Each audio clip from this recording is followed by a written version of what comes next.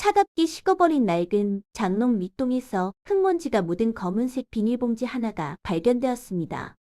조심스럽게 매듭을 풀자 그 안에는 모서리가 닳고 색이 바랜 예금 통장 3개가 가지런히 들어있었습니다. 마지막 페이지에 선명하게 찍힌 잔액은 345만 원이었습니다. 그것은 평생을 길거리에서 폐지를 주우며 살아온 한 노인이 무려 15년이라는 기나긴 세월 동안 단 한 번도 자신을 위해 돈을 쓰지 않고 모아온 피와 땀의 결정체였습니다. 장례식을 막 마친 청년은 상복을 입은 채 텅 빈 방 안에 홀로 주저앉아 있었습니다. 그는 떨리는 손으로 통장을 펼쳤습니다. 통장에 인쇄된 숫자들 옆에게는 삐뚤빼뚤한 연필 글씨로 무언가가 빼곡하게 적혀 있었습니다. 글을 제대로 배우지 못한 할머니가 오직 자신의 피부치인 손자를 위해 평생을 바쳐 꾹꾹 눌러 쓴 기록이었습니다. 그것은 세상에서 가장 서툴지만 가장 위대하고 슬픈 유언장이었습니다. 통장에 적힌 입금액은 결코 크지 않았습니다. 100원, 300원, 500원, 가끔 운수 좋은 날에만 찍혀있는 1000원이라는 숫자. 이 작은 동전들이 모여 만들어낸 345만 원이라는 금액 앞에서는 어떤 위대한 업적도 작아 보일 수밖에 없었습니다. 청년의 오열하는 소리만이 차가운 공기를 가르며 텅 빈 시골집을 가득 채우고 있었습니다. 도대체 이 할머니와 손자 사이에는 어떤 굴곡진 세월이 숨겨져 있었던 것일까요? 이야기는 25년 전 1999년에 어느 매서운 겨울날로 거슬러 올라갑니다. 갑작스러운 교통사고로 부모를 한나라시에 잃게 된 7살의 어린 소녀는 친척들의 외면 속에서 결국 이름 모를 작은 시골 마을로 보내졌습니다. 그곳에는 소년의 유일한 혈육이자 이미 70대에 접어든 백발의 할머니가 낡은 흙집을 지키며 홀로 살아가고 있었습니다. 마을 어귀에 도착한 소년의 손에는 작은 보따리 하나가 전부였습니다. 할머니는 얼어붙은 소년의 작은 손을 거칠고 투박한 자신의 두 손으로 감싸쥐었습니다. 아무런 말도 하지 않았지만 깊게 파인 주름 사이로 흐르는 눈물은 소년을 향한 미안함과 책임감을 말해주고 있었습니다. 기초생활수급비조차 제대로 받지 못하던 가난한 노인에게 어린 손자를 키우는 것은 자신의 생명을 갉아먹는 일과도 같았습니다. 하지만 할머니는 소년의 차가운 볼을 쓰다듬으며 마음속으로 굳은 맹세를 하고 있었습니다. 다음 날부터 할머니의 일과는 완전히 바뀌었습니다. 동이 트기도 전인 새벽 4시, 할머니는 어김없이 자리에서 일어나 마당 한 구석에 세워둔 낡은 손수레의 손잡이를 잡았습니다. 굽은 허리를 이끌고 가파른 동네의 언덕을 오르내리며 버려진 종이, 상자와 빈벽을 모으는 일이 시작된 것입니다. 매서운 겨울바람이 얇은 털옷을 파고들었지만 할머니의 발걸음은 멈추지 않았습니다. 해지수 집은 결코 녹록한 일이 아니었습니다. 하루 종일 동네를 몇 바퀴씩 돌고 고물상의 수레를 넘겨도 할머니의 손에 쥐어지는 돈은 고작 2,000원 남짓이었습니다. 할머니는 그 돈을 꼭 쥐고 시장에 들러 가장 저렴한 두부 한 모와 콩나물 한 움큼을 샀습니다. 자신은 찬물에 밥을 말아 묵은 김치와 대충 끼니를 때우면서도 손자의 밥상에는 항상 따뜻한 국과 반찬을 올려주기 위해 필사의 노력을 다했습니다. 세월이 흘러 소녀는 훌쩍 자라 중학생이 되었습니다. 사춘기가 찾아온 소녀는 가난한 현실과 폐지를 줍는 할머니의 모습에 부끄러움을 느끼기 시작했습니다. 친구들이 최신 유행하는 운동화를 신고 등교할 때 소녀는 밑창이 닳아버린 낡은 신발을 신어야만 했습니다. 비가 오는 날이면 학교 우산꽂이에 꽂힌 자신의 녹슨 우산이 창피해 일부러 비를 맞고 집으로 뛰어오는 날도 많아졌습니다. 어느 날 하굣길에 소녀는 친구들과 함께 길을 걷다 길모퉁이에서 무거운 수레를 끌고 가는 할머니를 마주쳤습니다. 수레바퀴가 구덩이에 빠져 오도 가도 못하는 상황이었습니다. 소년의 친구들이 할머니를 가리키며 수군거렸습니다. 소녀는 자신도 모르게 고개를 숙이고 마치 모르는 사람인 것처럼 걸음을 재촉해 그 자리를 도망치듯 빠져나왔습니다. 등 뒤로 수레를 밀려 안간힘을 쓰는 할머니의 거친 숨소리가 들려왔습니다. 집으로 돌아온 소녀는 깊은 죄책감과 자기 혐오에 빠져 이불을 뒤집어 쓴 채 숨죽여 울었습니다. 해가 지고 밤이 깊어서야 돌아온 할머니의 손에는 작은 검은 봉지가 들려 있었습니다. 소년이 가장 좋아하는 소시지 반찬이었습니다. 할머니는 낮에 길에서 마주친 손자의 차가운 행동에 대해 단 한마디도 묻지 않았습니다. 그저 묵묵히 부엌으로 들어가 소자를 위해 따뜻한 밥을 짓기 시작할 뿐이었습니다. 시간이 흘러 고등학생이 된 소녀는 마음을 다잡았습니다. 할머니의 굽은 등과 갈라진 손가락을 보며 자신이 이 가난의 굴레를 끊어낼 유일한 방법은 공부뿐이라는 것을 처절하게 깨달았기 때문입니다. 소녀는 남들이 학원에 가고 과외를 받을 때 학교 도서관에 남아 문을 닫을 때까지 낡은 참고서를 파고들었습니다. 문제집을 살 돈이 부족해 버려진 문제집을 지우개로 박박 지워가며 다시 풀고 또 풀었습니다. 할머니의 건강은 하루가 다르게 악화되고 있었습니다. 오랜 세월 무거운 수레를 끈 탓에 관절염은 뼈를 깎는 고통을 동반했고 제대로 된 영양을 섭취하지 못해 빈혈로 쓰러지는 일도 잦아졌습니다. 하지만 할머니는 병원에 가는 대신 약국에서 산 저렴한 진통제 몇 알로 통증을 억눌렀습니다. 병원비로 나갈 돈이면 손자의 낡은 교복 셔츠를 새로 사줄 수 있다고 믿었기 때문입니다. 수능 시험을 앞둔 어느 가을밤 자율학습을 마치고 돌아온 소녀는 밤바닥에 쓰러져 앓고 있는 할머니를 발견했습니다. 할머니의 이마는 불더미처럼 뜨거웠고 숨소리는 몹시 거칠었습니다. 소녀는 할머니를 등에 업고 3km나 떨어진 읍내병원 응급실을 향해 달렸습니다. 등 뒤에서 전해지는 할머니의 무게는 너무나도 가벼웠습니다. 소녀는 눈물을 흘리며 제발 할머니를 살려달라고 마음속으로 기도했습니다. 의사는 심각한 영양실조와 과로라며 당장 입원해야 한다고 말했습니다. 하지만 정신을 차린 할머니는 링거 바늘을 스스로 뽑아버리며 완강히 퇴원을 고집했습니다. 돈이 아깝다는 이유였습니다. 소녀는 의사 앞에서 무릎을 꿇고 울며 매달렸지만 할머니의 고집을 꺾을 수는 없었습니다. 결국 그날 밤 두 사람은 비틀거리는 걸음으로 다시 어둡고 차가운 집으로 돌아와야만 했습니다. 소년의 피나는 노력은 헛되지 않았습니다. 듬성듬성 구멍이 난 얇은 이불을 덮고 밤을 새워가며 공부한 끝에 소년은 마침내 서울에 있는 명문대학교에 합격했습니다. 합격 통지서를 받아든 날 할머니는 동네 사람들을 찾아다니며 자랑을 늘어놓았습니다. 평생을 움츠러들어 살았던 할머니의 얼굴에 처음으로 환한 웃음꽃이 피어났습니다. 그러나 기쁨도 잠시 비싼 등록금과 서울의 생활비라는 거대한 벽이 그들 앞을 가로막았습니다. 소녀는 진학을 포기하고 공장에 취직하겠다고 말했습니다. 그러나 할머니는 단호했습니다. 평생 굽은 허리로 모아두었던 잔판 밑에 숨겨둔 비상금을 전부 꺼내어 소년의 손에 쥐어주었습니다. 10,000원짜리 지폐와 1,000원짜리 지폐가 뒤섞인 곰팡내 나는 꼬깃꼬깃한 돈 뭉치였습니다. 할머니는 서울로 떠나는 버스 터미널에서 손자의 두 손을 꼭 잡으며 절대로 뒤돌아보지 말고 앞만 보고 가라고 당부했습니다. 서울에서의 대학 생활은 생존을 위한 투쟁이었습니다. 청년이 된 손자는 낮에는 대학 강의실에서 치열하게 공부했고 밤에는 식당 주방에서 그릇을 닦으며 생활비를 벌었습니다. 새벽에는 신문 배달을 하며 단 1시간도 헛되이 쓰지 않았습니다. 하루에 4시간도 자지 못하는 고된 생활이었지만 시골에서 홀로 빈 수레를 끌고 있을 할머니를 생각하면 피곤함을 느낄 사치조차 허락되지 않았습니다. 시골의 할머니는 손자가 서울로 떠난 후 더욱 지독하게 일을 했습니다. 새벽부터 늦은 밤까지 쓰레기 더미를 뒤지며 폐지를 모았고 주말에는 남의 밭에 가서 일당을 받고 농사일을 거들었습니다. 관절염으로 부어오른 다리는 퉁퉁 부어 걷기조차 힘들었지만 매달 서울로 보낼 10만 원의 생활비를 마련하기 위해 자신의 몸을 혹사시켰습니다. 동네 사람들은 그런 할머니를 보며 혀를 찼지만 할머니는 아랑곳하지 않았습니다. 어느덧 4년이라는 시간이 흘러 청년은 대학 졸업반이 되었습니다.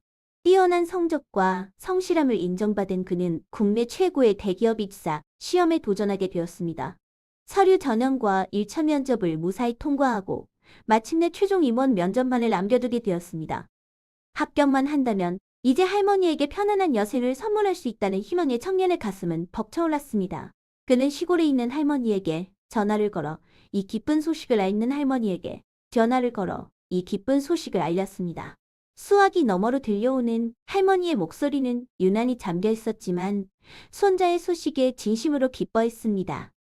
전화를 끄는 할머니는 곧바로 장롱 깊숙한 곳에서 무언가를 꺼냈습니다. 그것은 오랫동안 한 푼 두 푼 모아두었던 쌈짓돈이었습니다. 할머니는 읍내 양복점으로 향했습니다. 대기업 면접을 보러 가는 손자에게 평생 처음으로 가장 좋은 정장 한 벌을 입혀주고 싶은 마음뿐이었습니다. 양복점 진열대에는 고급스러운 옷들이 걸려 있었습니다. 할머니는 주머니에서 꼬깃꼬깃한 지폐들을 꺼내어 세 곳도 세었습니다. 20만 원. 폐지 수백 킬로그램을 팔아야만 만질 수 있는 거금이었습니다. 양복점 주인은 할머니의 거친 손과 흙 묻은 돈을 보고는 가장 질이 좋고 단정한 짙은 남색 정장 한 벌을 내어주었습니다. 할머니는 정장을 품에 안고 세상을 다 가진 듯 기뻐하며 집으로 돌아왔습니다. 할머니는 정장을 구겨지지 않게 커다란 상자에 조심스럽게 포장하여 우체국으로 향했습니다. 서울로 소코를 붙이고 돌아오는 길, 갑자기 눈앞이 캄캄해지며 숨이 턱 막혀왔습니다. 평소에도 자주 있던 일이라 대수롭지 않게 여겼지만 이번에는 달랐습니다. 할머니는 가슴을 부여잡고 길가에 그대로 쓰러지고 말았습니다. 이웃 주민에게 발견되어 병원으로 실려갔지만 의식은 쉽게 돌아오지 않았습니다.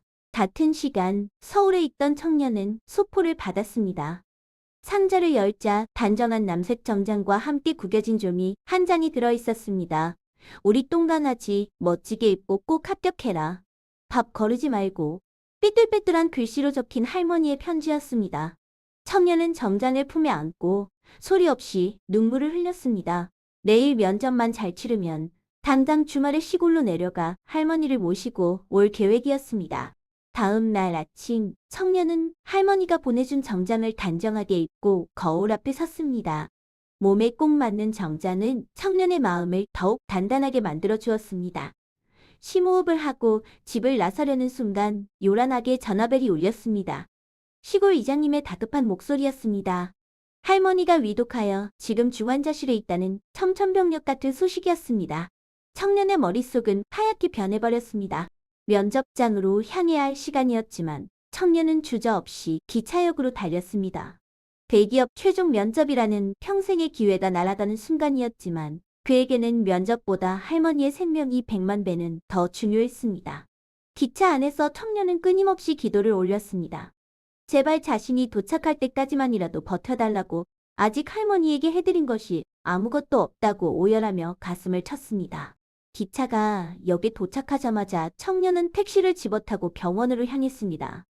중환자실 문을 열고 뛰어들어갔을 때 심장 박동기의 그래프는 이미 위험한 수치를 가리키고 있었습니다. 산소호흡기를 낀 채 창백하게 누워있는 할머니의 모습은 믿을 수 없을 만큼 작고 초라해 보였습니다. 청년은 할머니의 앙상한 손을 부여잡고 무릎을 꿇은 채 울부짖었습니다. 기적처럼 할머니가 천천히 눈을 떴습니다. 흐릿한 시야 속에서 단정한 정장을 입은 손자의 모습을 발견한 할머니의 입가에 옅은 미소가 번졌습니다. 산소 호흡기 때문에 말을 할 수는 없었지만 할머니의 눈빛은 말하고 있었습니다. 참 멋지다, 내 새끼. 울지 마라. 할머니는 힘겹게 손을 들어 손자의 뺨을 어루만졌습니다. 거칠지만 세상에서 가장 따뜻한 손길이었습니다. 의사가 다가와 청년의 어깨를 조심스럽게 토닥였습니다. 미안 말기. 할머니는 이미 오래전부터 자신의 병을 알고 있었지만 손자에게 짐이 되기 싫어 지독한 통증을 진통제로 버티며 치료를 거부해왔던 것입니다. 그 사실을 알게 된 청년은 가슴이 찢어지는 듯한 고통에 숨을 쉴 수조차 없었습니다. 자신을 위해 자신의 생명마저 깎아내린 할머니의 희생 앞에 그는 철저히 무너져 내렸습니다. 할머니의 숨결이 점차 잦아들었습니다. 손자의 온기를 마지막으로 느끼며 할머니는 평생 짊어졌던 무거운 짐을 내려놓고 고요히 눈을 감았습니다. 심장 박동기가 날카로운 경고음을 울렸지만 청년은 할머니의 손을 놓지 못했습니다.